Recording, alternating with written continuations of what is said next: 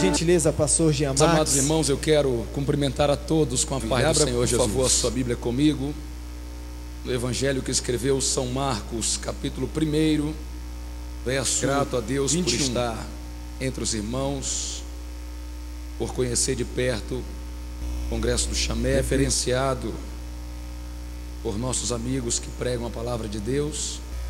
Vamos ler. E logo no sábado foi ele ensinar na sinagoga. Maravilharam-se da sua doutrina, porque os ensinava como quem tem autoridade, e não como os escribas. Não tardou que aparecesse na sinagoga um homem possesso de espírito imundo, o qual bradou: que temos nós contigo, Jesus Nazareno? Vieste para perder-nos? Bem sei quem és, o Santo de Deus. Mas Jesus o repreendeu, dizendo: cala-te e sai desse homem. Então o espírito imundo, agitando-o violentamente, bramando em alta voz, saiu dele. Todos se admiraram a ponto de perguntarem entre si: que vem a ser isto? Uma nova doutrina? Com autoridade ele ordena aos espíritos imundos e eles lhes obedecem. Então correu célere a fama de Jesus em todas as direções, por toda a circunvizinhança da Esse Galileia. Capítulo 1 de Marcos nos conta que depois da prisão de João Batista, Marco, que caracterizou o fim do seu ministério na terra, porque ele não pôde mais fazer o que fazia, pregar e batizar no deserto. Depois da sua prisão, Jesus Cristo saiu de Nazaré e foi fixar residência na região de Cafarnaum, na Galileia. E naquela região de Cafarnaum, Jesus fez a sua base ministerial. Foi ali nessa região que ele convocou os seus primeiros discípulos, chamou homens para aprenderem com ele como realizar a obra de Deus, como desenvolver a obra de Deus aqui na terra. E esses homens, juntamente com todas as pessoas que seguiam o ministério de Jesus, logo passaram a testemunhar o que Jesus poderia fazer na vida das pessoas. Você percebeu comigo que depois que ele convocou os seus primeiros discípulos, ele entra então em Cafarnaum, numa cidade costeira, porém também de grande desenvolvimento na época. E ali em Cafarnaum, no dia de sábado, como era do seu costume, ele foi logo para a sinagoga, foi para a casa de Deus. E ali na casa de Deus, preste bem atenção nisso em nome de Jesus, deram a ele a oportunidade para pregar. Jesus Cristo passou há um tempo atrás, tinha passado um período em Cafarnaum, e parece-me que ele fez uma certa fama ali como um ensinador da palavra. Então, quando viram aquele rapaz, um jovem de 30 anos, entrando pelas portas da sinagoga, alguém deve ter dado um toque no dirigente e no mestre de cerimônias: olha, Jesus está aí, acho bom dar a ele a oportunidade para pregar nesse dia. Então Jesus, como mensageiro daquele culto, impressionou as pessoas com a maneira como ele pregava. A admiração foi grande e logo compararam ele com os escribas. Diziam entre eles: ele fala como quem tem autoridade, ele não fala como os gentios. Essa expressão, falar como quem tem autoridade, significa que eles reconheciam em Jesus moral para pregar o que pregava. Reconheciam em Jesus que ele estava falando exatamente aquilo que ele cria, aquilo que ele vivia, aquilo que ele era. E isso dava um peso muito grande à sua mensagem, isso dava uma autoridade aos seus ensinamentos. Os escribas falavam da boca para fora, os escribas eram teóricos, contavam experiências de outras pessoas, contavam testemunho dos antigos, mas acerca de si mesmo ele não tinha o que dizer. Então logo perceberam em Jesus que a sua mensagem era revestida de uma autoridade que os escribas não possuíam. E as pessoas percebem, irmãos, as pessoas notam logo quem tem e quem não tem autoridade. Há uma graça de Deus, há uma unção sobrenatural sobre eles, e isso faz a diferença. Oxalá que sobre a vida de todos que estão nessa igreja venha nessa noite a autoridade divina, para que aonde quer que você venha a falar desse amor de Deus, a falar do testemunho do Senhor na sua vida, as pessoas percebam que você não fala como um teórico, não fala da boca para fora, você fala porque tem experiência e intimidade com o Todo-Poderoso. Você quer essa autoridade? Levante a mão aí, abre a boca e glorifique a Deus, porque hoje Deus nos dará essa autoridade. Aleluia. Então isso escandalizou as pessoas. Eu digo escandalizou no bom sentido, ficaram impressionados.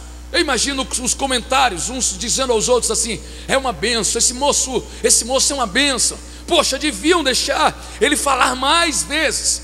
Só que naquele dia o diabo tentou atrapalhar a festa, porque a Bíblia diz: não tardou, olha a expressão, Marcelo, que a Bíblia usa, não tardou para que aparecesse ali uma pessoa possessa por um espírito imundo, que logo quis chamar a atenção para si, tentou roubar a cena, como quem diz assim: quem é esse rapaz que ousa chegar em meu domínio, que ousa chegar em meu território e falar desse jeito e pregar com essa autoridade? Então Satanás tentou estragar a festa, foi até onde Jesus estava, chamou a atenção e perguntou assim: que temos nós contigo, Jesus Nazareno? A expressão Nazareno aponta para a singeleza daquela cidade. Ele queria dizer assim: quem é você para ousar vir pregar em Cafarnaum, na sinagoga, com essa ousadia, essa petulância toda? Quem é você? Você é um pregadorzinho de Nazaré, nós sabemos quem tu és. E aí Satanás apelou para um dos seus principais recursos. Qual, pastor Jean? Para a vaidade da alma humana, pois olhou para ele e disse: tu és o Santo de Deus. Na mesma hora Satanás tinha como objetivo despertar em Jesus um sentimento de vaidade, um sentimento de soberba, uma arrogância muito comum às pessoas que nasceram de mulheres. Elas costumam ser facilmente seduzidas pela vaidade. Então, na expectativa de corromper aquele pregador cheio de autoridade, que estava agora em seu domínio, Satanás o tenta, dizendo: que temos nós contigo, Jesus Nazareno? Viestes nos fazer perder, viestes nos destruir, sabemos que tu és o Santo de Deus.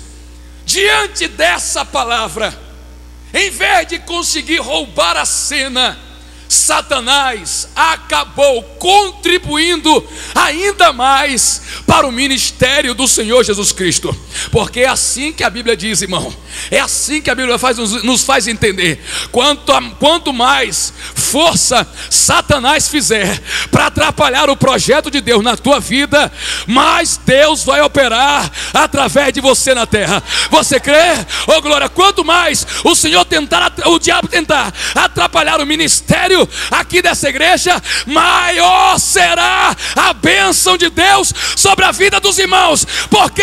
Porque o esforço de Satanás só servirá de escada para Deus te projetar ainda mais. Levante a mão se você crê nisso e glorifique a Deus. Se você puder me ajudar a pregar, fale para esse irmão: não tema o diabo. Fala para ele aí. Ele sem querer vai acabar te ajudando. Fala para ele aí. Sem querer, ele vai acabar te ajudando. Manda candaraia. Os discípulos estavam ali, testemunhando tudo o que Jesus fazia. Eles já conheciam a autoridade e a sabedoria daquele pregador de Nazaré. Eles já sabiam dessa autoridade. O que eles não estavam prontos para ouvir, ou melhor, para ver, foi o que aconteceu logo em seguida, Marcos. Eles não tinham ideia do que aconteceria. Imagino eu, pastor Adalino, que quando os discípulos de Jesus, aqueles 4 homens convocados, alguns versículos atrás, viram Jesus sendo confrontado por Satanás, devem ter pensado: estava bom demais para ser verdade. Oh meu Deus, nosso mestre vai ser envergonhado agora, quando de repente Jesus fala para Satanás: cala a tua boca, diabo. Oh glória, e sai agora desse homem.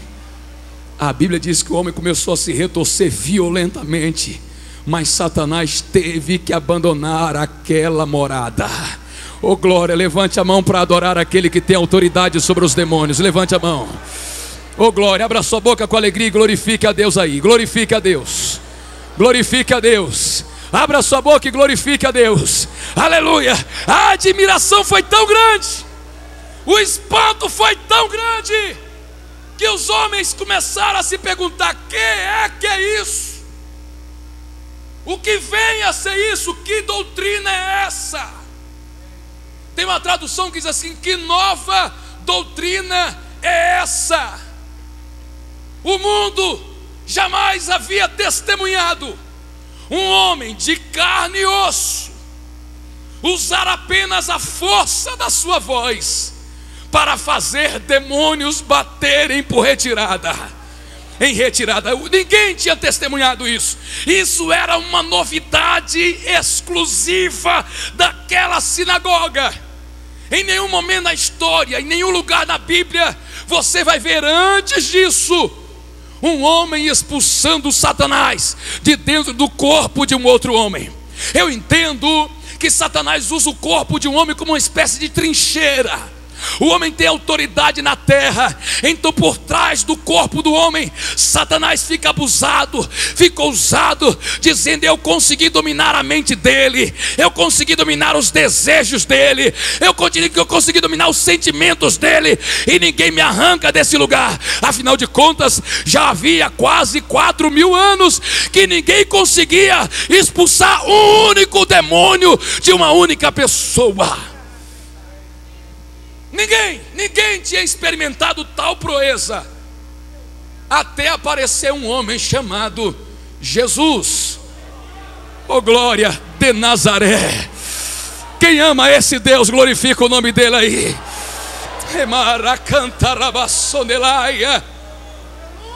Os discípulos ficaram escandalizados, apavorados, porque viram no seu mestre a autoridade para, com o uso da voz, expulsar demônios do corpo das pessoas.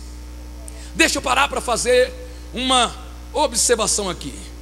Como eu já disse, aqueles discípulos e aqueles escribas sabiam o que era falar com autoridade, sabiam disso, até porque eles contavam feitos de outros homens, até porque eles tinham um Antigo Testamento que mostra a autoridade dos santos homens de Deus que vieram antes deles. Então falar com autoridade não era tão novidade assim. Agora, autoridade sobre demônios, isso ninguém havia visto ainda. Homens bom de garganta, bom de pregação, o mundo já tinha conhecido. Mas homens que sem encantamento, sem precisar acorrentar, sem mandar bater de chicote, tirar demônios do corpo das pessoas, isso ninguém tinha visto ainda. Oh glória! Os livros antigos de magia até contavam lá como tirar demônios